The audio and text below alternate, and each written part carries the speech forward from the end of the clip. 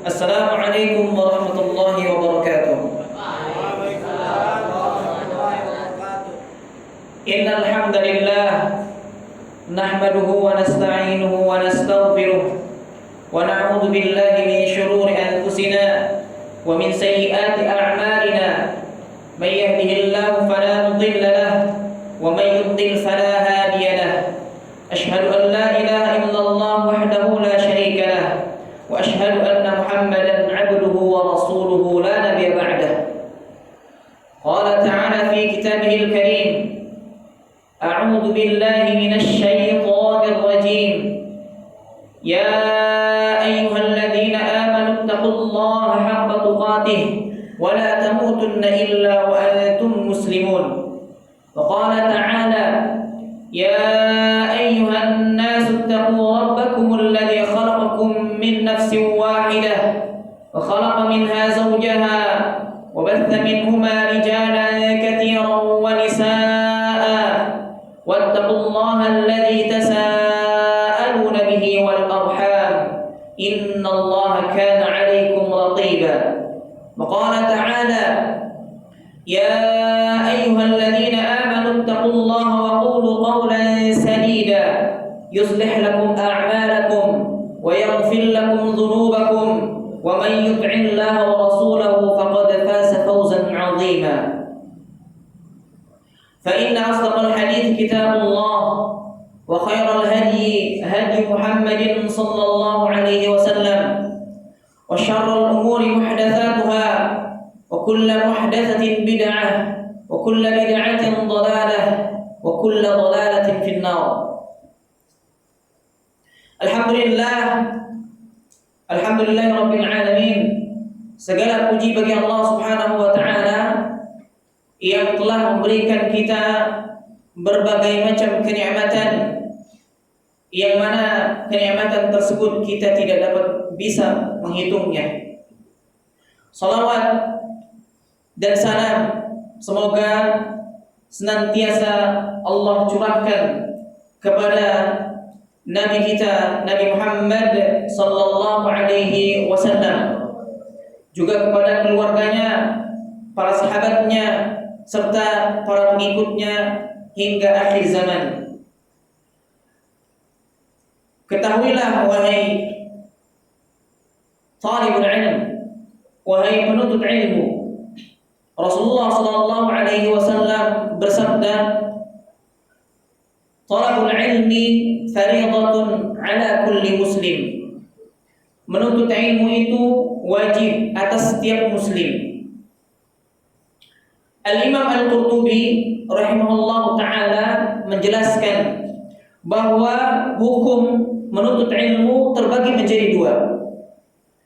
Yang pertama, hukumnya wajib, ya, seperti menuntut ilmu tentang salat, zakat, dan puasa, ya. Inilah yang dimaksudkan dalam riwayat yang menyatakan bahwa menuntut ilmu itu wajib. Kemudian yang kedua, menuntut ilmu hukumnya fardu kifayah, ya, seperti menuntut ilmu tentang pembagian, ya, berbagai hak, tentang pelaksanaan hukum had, qisas, cambuk, potong tangan, ya, dan lainnya, ya. Sebab tidak mungkin seorang dapat mempelajarinya, dan apabila diwajibkan bagi setiap orang, tidak akan mungkin semua orang bisa melakukannya, atau bahkan mungkin dapat menghambat jalan hidup mereka, ya. Karenanya hanya beberapa orang tertentu sajalah yang diberikan kemudahan oleh Allah Subhanahu wa ta'ala dengan rahmat dan hikmahnya, ya. Ketahuilah, menuntut ilmu adalah suatu kemuliaan yang sangat besar dan menempati kedudukan tinggi yang tidak sebanding dengan amal apapun. Laki-laki dan wanita diwajibkan menuntut ilmu, yaitu ilmu yang bersumber dari Al-Quran dan Sunnah Rasulullah Sallallahu Alaihi Wasallam, ya. Karena dengan ilmu yang dipelajari kita dapat mengerjakan amal-amal saleh yang dengan itu akan mengantarkan kita ke surganya Allah Subhanahu wa taala. Karena kewajiban menuntut ilmu itu mencakup seluruh individu muslim dan muslimah. Ya. Baik dia sebagai orang tua, anak, pedagang, karyawan, dosen, doktor, profesor dan lain sebagainya. Ya, yaitu mereka wajib mengetahui, wajib menuntut ilmu yang berkaitan dengan muamalah, ya, yang berkaitan dengan muamalah mereka dengan Rabbnya, baik tentang tauhid, rukun Islam, rukun iman, akhlak, adab dan muamalahnya dengan makhluk. Oleh karena itu Nabi sallallahu alaihi wasallam bersabda, "Idza marartu bi riyadil jannah farta'u." Qalu, "Wa ma riyadul jannah?" Qala, "Hilaqul dzikr." Ya. Jadi apabila kalian berjalan melewati taman-taman surga, perbanyaklah berzikir. Kemudian para sahabat bertanya, "Wahai Rasulullah, apakah yang dimaksud taman-taman surga itu?" Kemudian beliau menjawab, yaitu halaqah zikir, majlis ilmu. Ya. Kemudian Al-Imam Atha' bin Abi Rabah rahimahullah ta'ala berkata, majlis-majlis zikir yang dimaksudkan adalah majlis halal dan haram. Di dalamnya menjelaskan tentang hukum ini halal, yang ini haram. Bagaimana harus membeli, ya, menjual, berpuasa, mengerjakan salat, menikah, cerai, melakukan haji dan yang sepertinya. Ya, jadi yang dimaksud majlis zikir adalah majlis yang di dalamnya menjelaskan halal dan haram. Ketahuilah bahwa majlis zikir yang dimaksud adalah majlis ilmu. Ya, majlis ilmu. Bukan berarti ketika disebut majlis zikir di dalamnya berzikir berjamaah, melakukan ritual-ritual yang memang tidak disyariatkan oleh Allah Subhanahu wa taala dan Rasulnya. Ya. Majelis yang di dalamnya diajarkan tentang tauhid, akidah yang benar menurut pemahaman para salafun salih, ibadah yang sesuai sunnah Nabi sallallahu alaihi wasallam dan yang lainnya. Itulah yang disebut majlis zikir. Ya. Jadi perlu diketahui dan dipahami bahwasanya majlis zikir di dalam hadis ini adalah bukan majlis untuk berzikir jamaah, bukan. Ya, melainkan majlis yang di dalamnya membahas perkara halal dan haram, tentang tauhid, akidah yang lurus yang berdasarkan para salafus salih. Dan insyaallah taala sebelum kita masuk lebih dalam, ya, perlu kita ketahui, sudah ketahui juga bahwasannya kita adalah seorang penuntut ilmu. Oleh karena itu, sebagai penuntut ilmu harus mengetahui adab-adab seorang penuntut ilmu. Itu adab dan akhlak seorang penuntut ilmu. Ya, adab dan akhlak seorang penuntut ilmu. Insyaallah taala mulai hari ini sampai seterusnya, jika Allah Subhanahu wa taala masih memanjangkan umur saya, umur Anda, ya, dan kalian semuanya. Yang mudah-mudahan Allah Subhanahu wa taala memanjangkan umur kita semuanya. Tentunya di dalam kebaikan. Ya. Baik. Yang pertama adalah keutamaan mempelajari adab-adab dalam menuntut ilmu. Sebelum kita masuk pembahasan bagaimana sih adab-adab seorang penuntut ilmu, ya, dan lain sebagainya, maka terlebih dahulu kita harus mengetahui keutamaan, ya, mempelajari adab-adab dalam menuntut ilmu. Ya, tentunya ketika kita menuntut ilmu ada rambu-rambunya, ada adab-adabnya yang Allah Subhanahu wa taala dan Rasulnya ajarkan kepada kita semuanya. Ya. Jadi Rasulullah sallallahu alaihi wasallam telah menerangkan ya tentang Islam, termasuk di dalamnya masalah adab. Beliau sallallahu alaihi wasallam telah mengajarkan adab dan segala sesuatunya dengan jelas, terang benderang, hingga adab masuk WC pun beliau jelaskan. Beliau jelaskan. Adab buang air pun beliau jelaskan. Ya. Di antara adab yang beliau ajarkan adalah ikhlas dalam menuntut ilmu. Ya. Ketika seorang menuntut ilmu harus ikhlas lillahi ta'ala.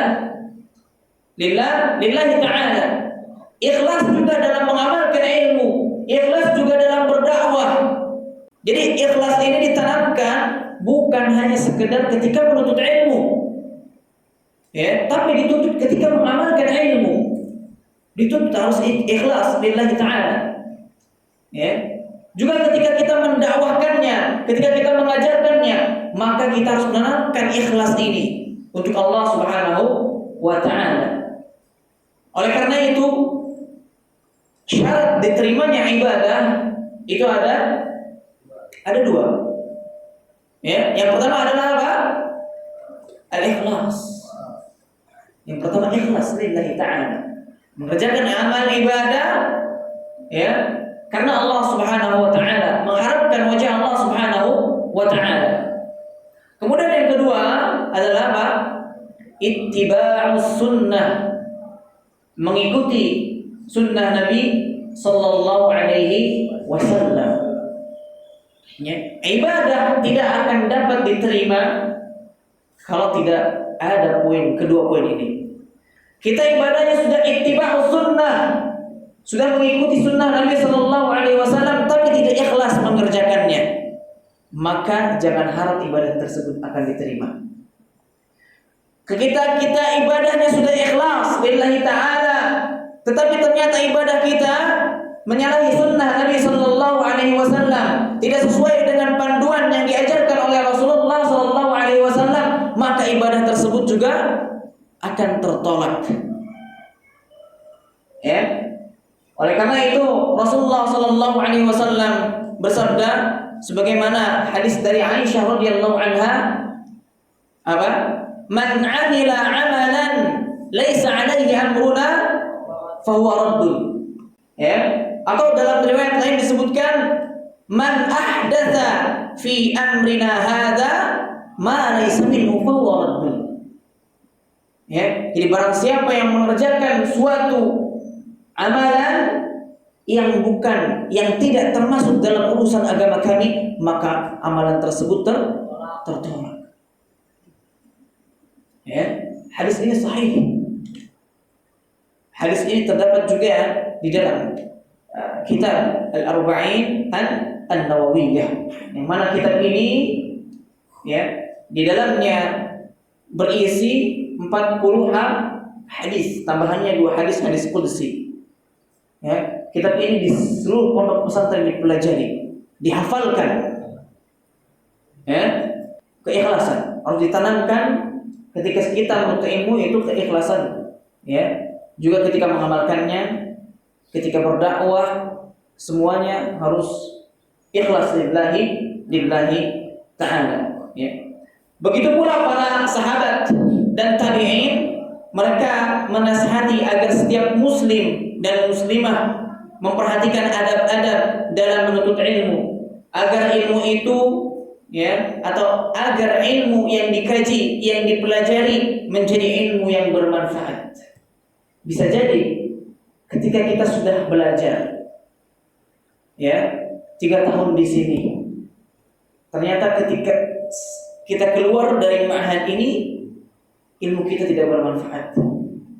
Apa masalahnya? Adab kita ketika menuntut ilmu ya tidak beradab ketika menuntut ilmu, tidak menerapkan adab-adab ketika kita menuntut ilmu, ya, atau ilmu kita tidak berkah, ya, itu salah satu sebabnya. Jadi banyak orang-orang yang lulus sarjana S1, S2 atau SS gitu ya. SS banyak ya. S3, SD, SMP, SMA, S3. Ya. Nyata keluar tidak bermanfaat ilmunya. Ya, bahkan jadi pedagang, ilmunya enggak diamalkan jadinya. Tidak didakwahkan kembali.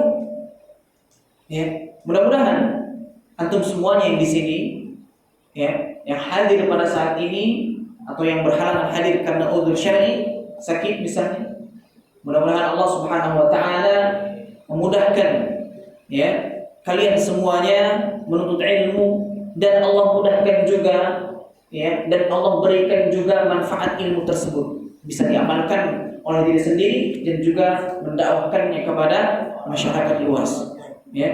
Allahumma amin.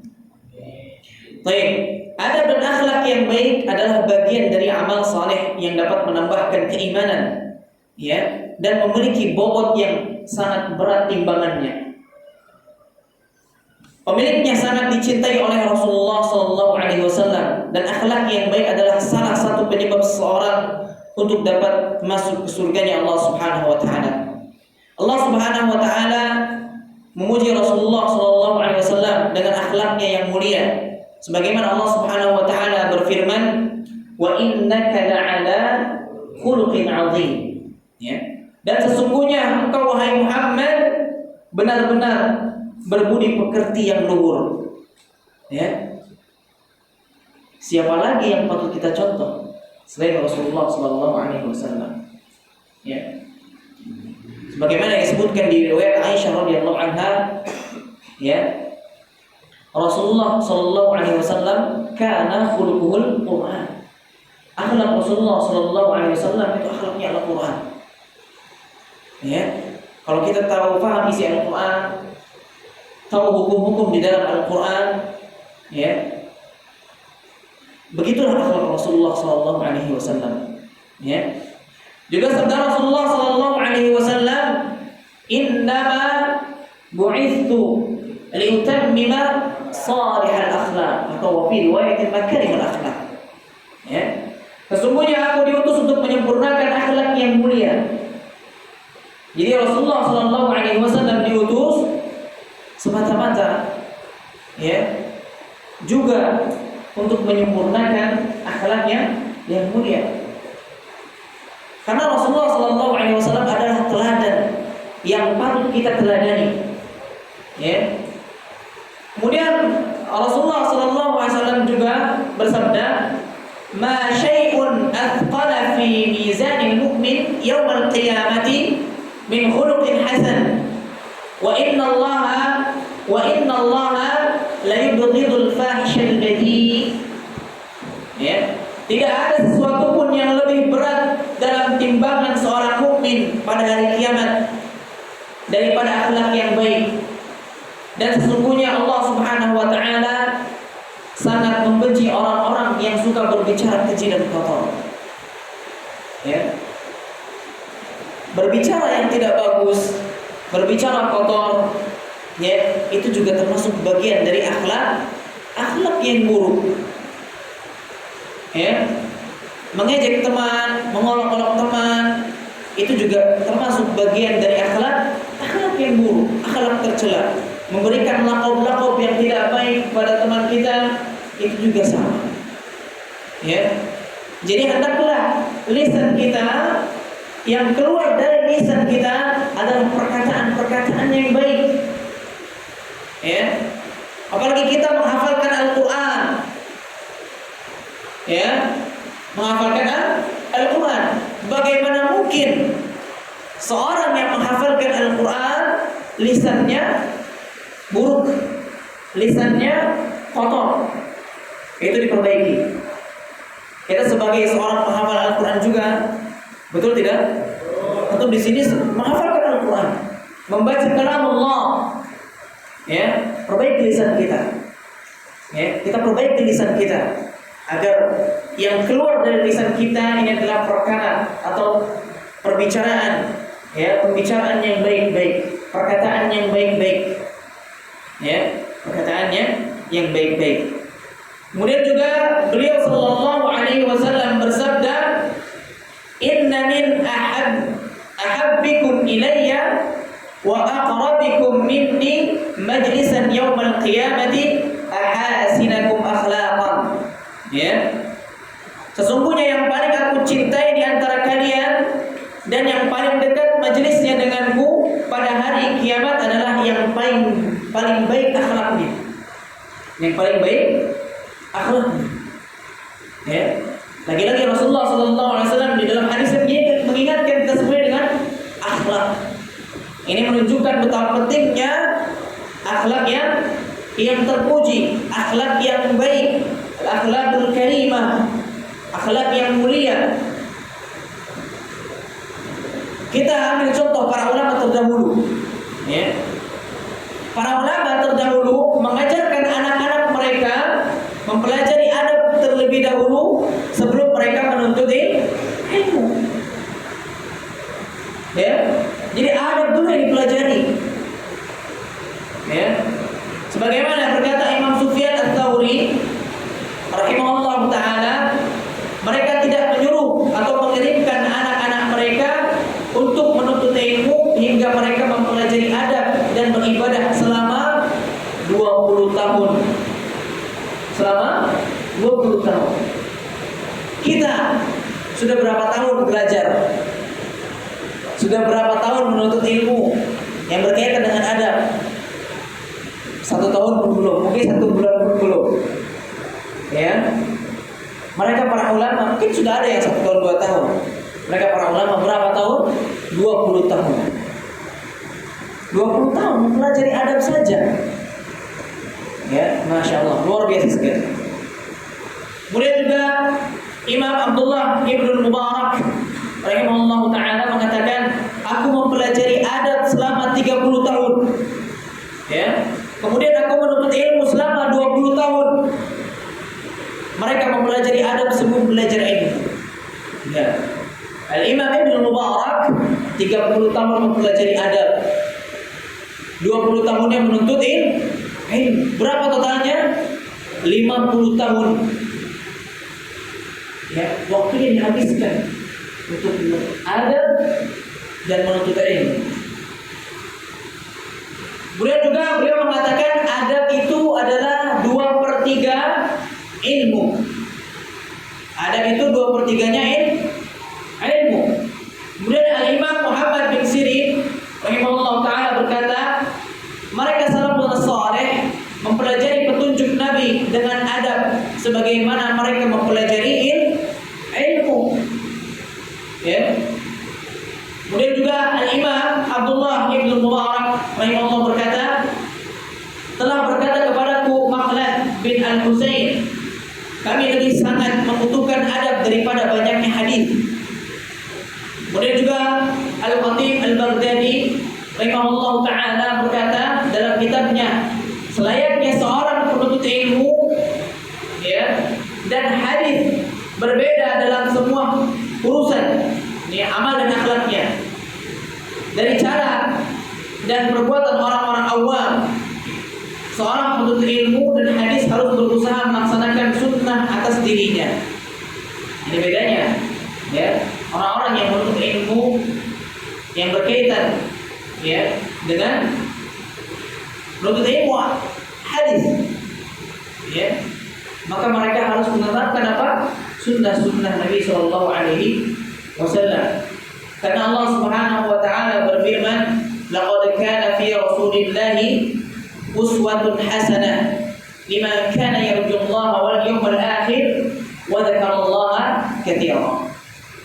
Ya, sungguh telah ada pada diri Rasulullah Sallallahu Alaihi Wasallam suri tauladannya yang baik bagimu, yaitu bagi orang-orang yang mengharapkan rahmat Allah Subhanahu Wa Taala dan kedatangan hari kiamat, dan yang banyak mengingat Allah Subhanahu Wa Taala.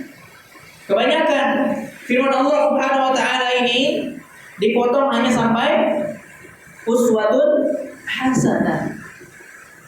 Ya, teruskan sampai akhir. Ya. Jadi Di dalam diri Rasulullah Sallallahu Alaihi Wasallam terdapat suri tauladan yang baik. Bukan hanya di sini saja. Bagi siapa suri tauladan ini? Liman kana yarjullaha wal yawmal akhir. Bagi siapa yang mengharapkan perjumpaannya dengan Allah Subhanahu wa taala di hari akhir dan hari akhir. Ya. Wa dzakarallaha katsiran, dan orang-orang yang banyak mengingat Allah Subhanahu wa taala. Jadi suri tauladan yang baik dari Rasulullah sallallahu alaihi wasallam itu tidak berlaku bagi orang yang tidak mengharapkan Allah Subhanahu wa taala dan hari akhir. Serta tidak berlaku juga bagi orang-orang yang tidak mengingat Allah Subhanahu wa taala. Bagi orang-orang yang tidak mengingat Allah Subhanahu wa taala, itu tidak akan berlaku. Karena orang-orang yang tidak mengingat Allah Subhanahu wa taala dengan melaksanakan ibadah-ibadahnya, berzikir kepada Allah Subhanahu wa taala, juga mengingat kematian, bahwasannya setelah kematian akan ada kehidupan selanjutnya di akhirat nanti. Maka mustahil dia akan menerapkan atau meneladani Rasulullah sallallahu alaihi wasallam seperti itu. Jadi seorang penuntut ilmu wajib mengetahui dan mempelajari adab-adab penuntut ilmu yang harus ia kuasai. Ia harus mengetahui, mengikuti jejak para salafus saleh dalam mencari ilmu dan beradab dengan ilmu yang telah diraihnya. Ia juga perlu mengetahui bagaimana para salafus saleh bergadang dan meninggalkan enaknya tempat tidur demi mencari ilmu. Alhamdulillah, di sini masih diberikan kenikmatan untuk tidur. Kalau kita lihat generasi terdahulu, seperti itu. Mereka bergadang, bukan bergadang untuk ngobrol, bukan bergadang untuk melakukan hal-hal yang tidak bermanfaat, tapi mereka bergadang untuk ilmu. Ada yang sibuk menulis kitab, tulis kitab sampai tidak tidur. Siang dan malam. Ada yang fokus menelaah kitab, membacanya sambil mengeluarkan faedah-faedahnya. Sambil mengeluarkan faedah-faedah dalam kitab tersebut. Itu para ulama terdahulu, generasi awal kita, serta yang mengikuti dengan baik setelahnya. Seorang penuntut ilmu juga wajib beradab dan berakhlak yang mulia. Dia wajib mengamalkan ilmunya dengan menerapkan akhlak yang mulia, baik terhadap dirinya maupun kepada orang lain. Jadi demikianlah keutamaan seorang penuntut ilmu. Oleh karena itu ikhwan sekalian, para talibul ilm, hendaklah kita semuanya senantiasa memperbaiki diri kita, selalu mengintrospeksi diri kita, agar kita senantiasa semangat dalam menuntut ilmu, dan juga selalu mengevaluasi, mengkoreksi diri kita dari kelalaian yang telah kita kerjakan, agar kelak kedepannya kita selalu tetap semangat dan maju terus tanpa menyerah, tanpa pantang menyerah, agar ke depan antum sekalian bisa menjadi orang-orang yang sukses baik di dunia maupun di akhirat. Jazakumullahu khairan. Semoga apa yang telah disampaikan dapat diambil manfaatnya dan juga dapat diterapkan dalam kehidupan sehari-hari. Subhanakallahumma wa bihamdika asyhadu an la ilaha illa anta astaghfiruka wa atubu ilaik. Assalamualaikum warahmatullahi wabarakatuh.